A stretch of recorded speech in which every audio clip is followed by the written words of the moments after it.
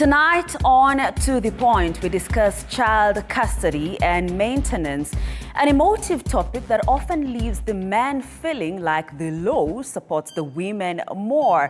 However, in 2022, Justice Joel Ngugi ruled that men can also have custody over their children. But the question is, what are the grounds of custody? And that's a conversation we shall have later on in this broadcast with my panelists who are already with me, like you can see.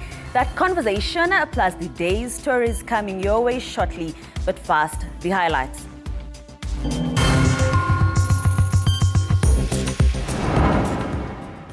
Njia ya kuondoa matatizo ya njaa Kenya, sio maandamano. President William Ruto now says Kenyans should be happy with the current state of the nation because things could be worse.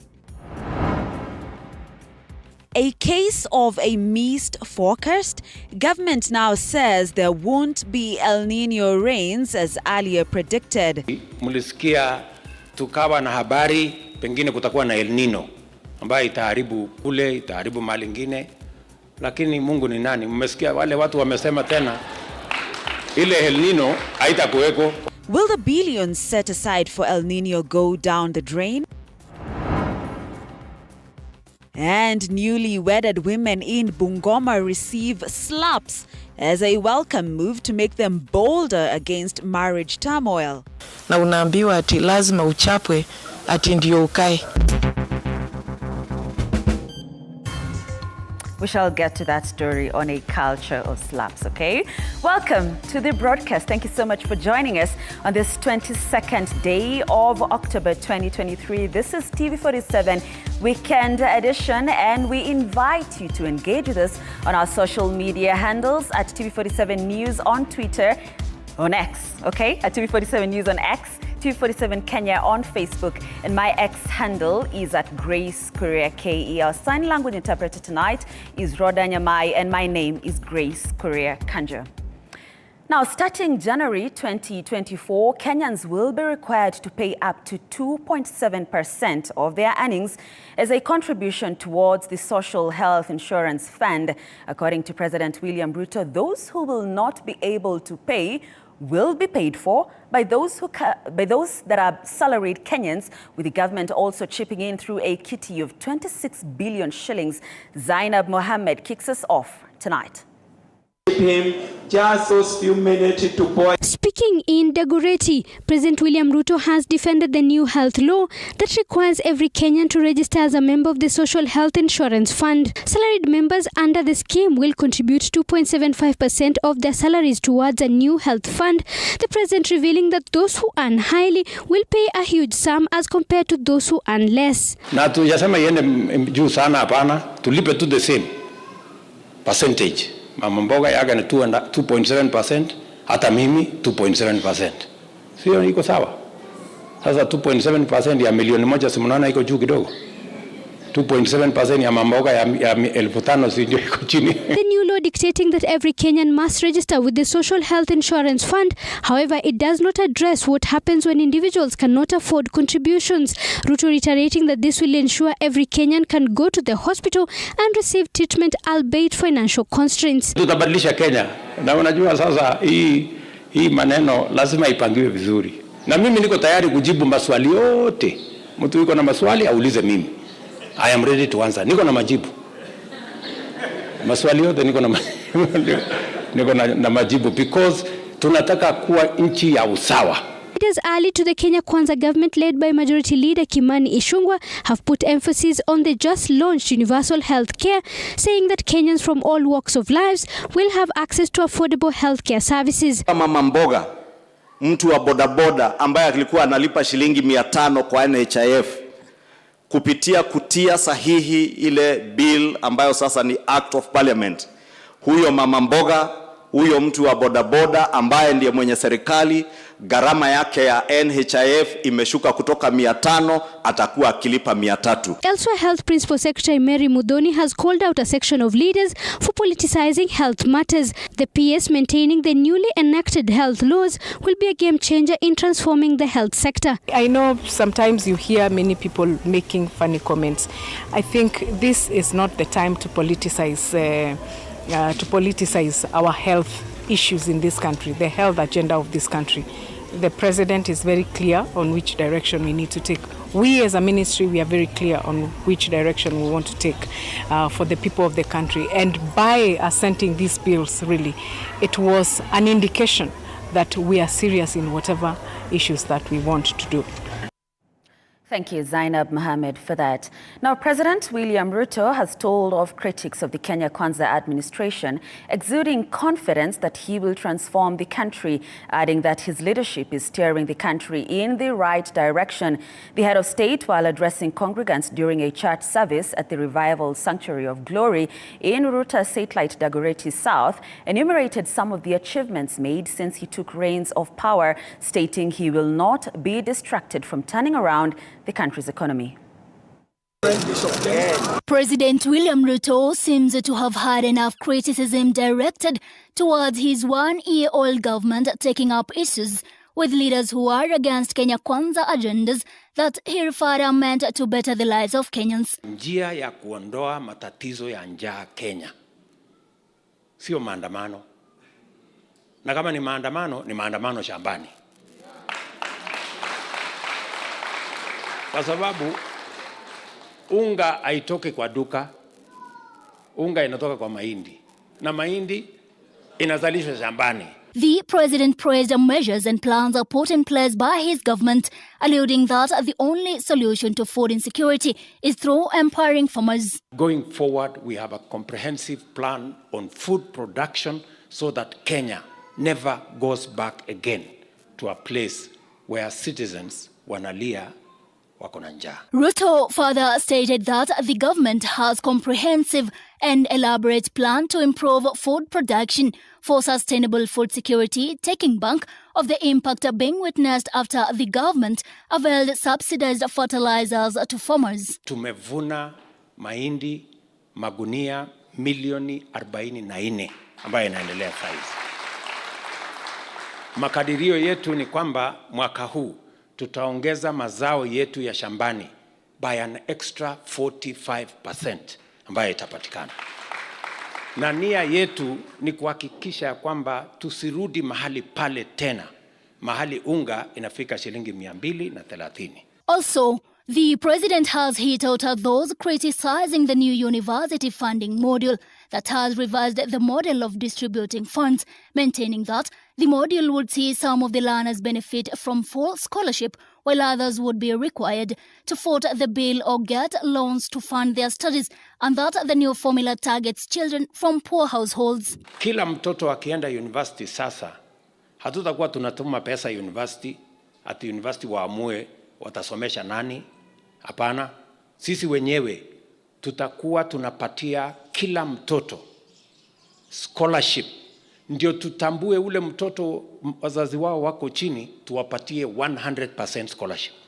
Other than the president's pet project of housing being lauded to create employment, the head of state revealed plans are underway to amend the NG-CDF Act so as to provide resources for everyone to have at least 1 or 3 ICT hubs, noting it is a part of a wider plan to create jobs for the thousands of jobless youths. We're changing the NG-CDF law so that we can provide resources for every ward to have at least 1, if not 2, if not 3 ICT hubs. Ndio vijana wetu tuwapange na ajira. Chichi Josephine, TV47. Thank you, Chichi Josephine, for that. Now, the Azimio Brigade threatens to distance themselves from the bipartisan talks report if matters to do with the cost of living are not addressed, even as opposition leader Raila Odinga has faulted President William Ruto for what he said was his tendency of giving fake promises as Kenyans continue to suffer under hard economic conditions. And as Mike Kagonga reports, Odinga said the government is illegally using police to supervise demolition of residential areas in Mavoko, Machakos County. Azimio Brigade now threatens to distance themselves from bipartisan talks report if matters to do with the cost of living are not addressed. Speaking in Kajiado Sunday, opposition leader slammed Kenya Kwanza team, led by Majority Leader Kimani Ichung'wah, for playing hard tackles during the talks. The leaders now want Kenya Kwanza team to reduce the cost of living in order to continue with talks, failure to which they will distance themselves from the final report. Cost of living must be addressed and electoral justice must be addressed. Na mimi najua timu yetu imeshikilia, lakini wale ni lazima wawe na good faith, sio wengine ni wale. I know you are doing your best, but we are reminding the team on the other side, be sincere. We know that the only people who can sabotage the talks is not our team, it is your team. Na hiyo ndio ilikuwa iwe ya kwanza. Sisi tunawaamini, lakini tunawaambia wakienda kuandika report bila report sahihi ya kupunguza gharama ya maisha, hiyo haitakuwa report yetu sisi wa Kenya. Tuko kule tumeketi, tunasema cost of living ni kuja chini, wanaongeza petroli. Tuko kule tumeketi, tunasema ya kwamba heshimu vyama. Mama mwingine ambaye tulipatia nomination, hata koti inasema atolewe, Wetangula bado anakalia hapo kutusomea kisugu mingi ambayo haina maana kwetu. The bipartisan team is expected to hold their sittings in Nakuru this week in their bid to finalize report writing set to be presented before the National Assembly. Azimio la Umoja One Kenya leaders continued their onslaught on the government for pledging so much and delivering nothing in return.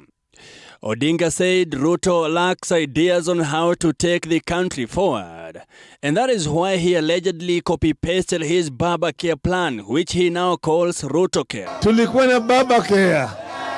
Semeni BAMBA care. BAMBA care. Inashinda Ruto care. Inashinda Ruto care.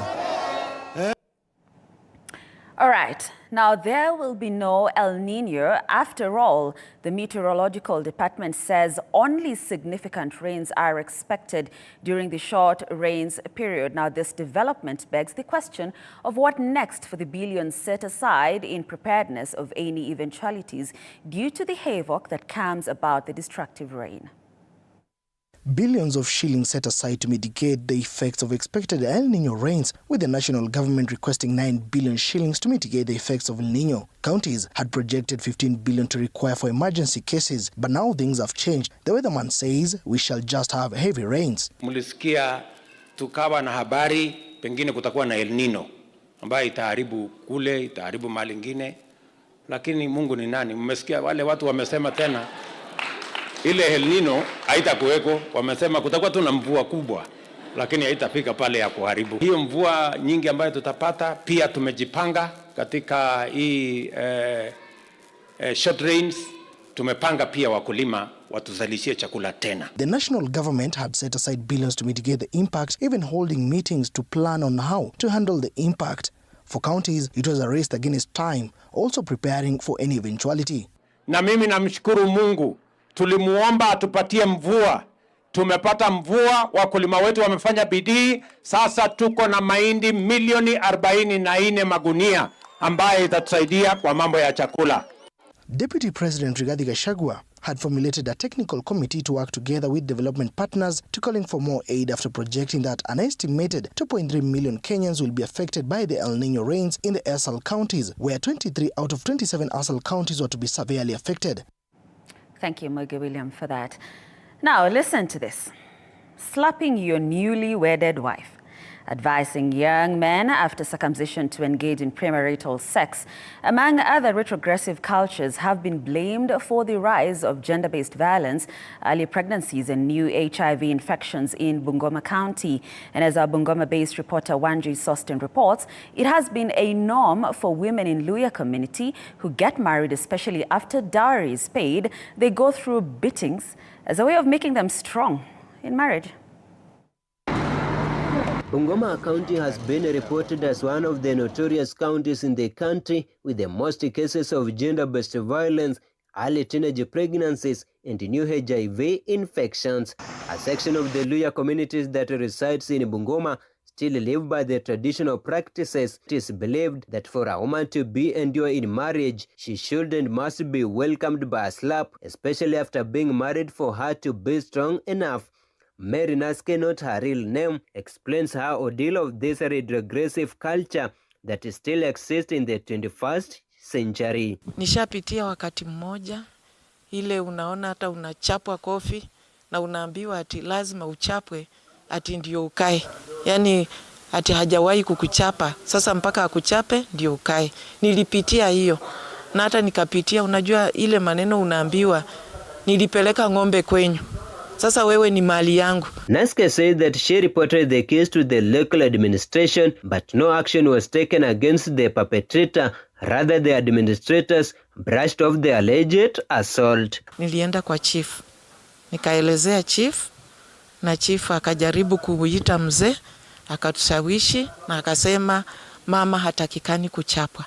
Kwa sababu hiyo ni sasa unatenda violence kwa huyu mama. Yeye ni mwanadamu kama wewe. Ni vile mkae tu muongee na mjadiliane. Bukusu sub-tribe traditional circumcision is still a tradition that the community still upholds up to date. After the process, young boys are advised to be sexually active so as to prove they have fully transitioned to the stage of a man. Stakeholders are leading this practice has in turn promoted teenage pregnancy in the county. Jesua Fula, Health Reproductive Coordinator in Bungoma County, says that for the last 4 months, Kandui constituency registered 1,510 mothers with 18 who succumbed to pregnancy complications. Kila siku tuko na watoto wawili ambao wanaambukizwa magonjwa ya ukimwi, na hawa wakiwemo pia vijana ambao wamepaswa tohara na wengine hawajapaswa tohara. So ni maelekezo na mafunzo ambayo wamekosa. Zile nyimbo especially kwa wakati wa circumcision period ambazo wanaimba wewe wakati hii inamotivate kujiingiza kwa mambo ya ngono mapema. Early this year, Bungoma, Kilifi and Samburu counties signed a 3-year partnership with the Finnish government to help prevent gender-based violence, and in Bungoma County, different stakeholders have been engaged to forge ways of curbing the triple threats. Wanji Sostin, TV47, Bungoma. So my editor, Moige Williams, specifically told me not to, or to reserve my comments or opinion regarding that story. So I oblige. I'm not going to say anything about that, but you have had it for yourself. So thank you, Wanji Sostin, though, for that story. Let's move on. And Reverend Father Edwin Gathangi Waiguru Sunday tied the knot in a colorful wedding to his longtime friend Margaret Wanjira Githui at Michael's Port Gardens in Ikinu, Githunguri. The unique wedding, which was attended by family and friends in their handwrites of the ordained Catholic priest after Gathagi got himself a wife following his defection to a Roman Catholic splinter group known as the Catholic Charismatic Church. It was a celebration and excitement of its kind when the two came down the aisle ready for the ceremony that was being officiated by Archbishop Patrick Mulinge of the Charismatic Church of Kirinyaga County. Friends and family of the bride and bridegroom were welcomed to a unique wedding of the color as beautiful wedding song filled the air.